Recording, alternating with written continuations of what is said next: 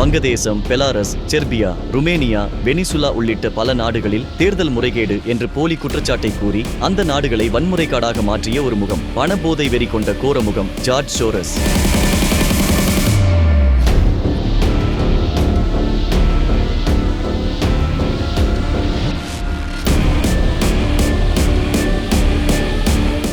India, where the democratically elected Narendra Modi created a Hindu nationalist state.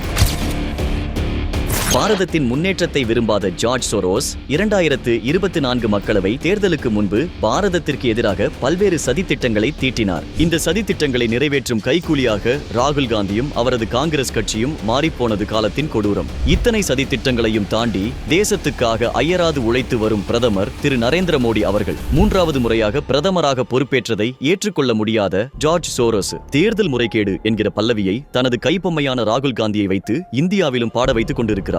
இப்படி தேசத்தின் வளர்ச்சிக்கு எதிரான அந்நிய சதிகாரர்களுக்கு துணை போகும் ராகுல் காந்தியையும் அவரது காங்கிரஸ் கட்சியையும் காலம் உள்ளவரை புறக்கணிப்போம்.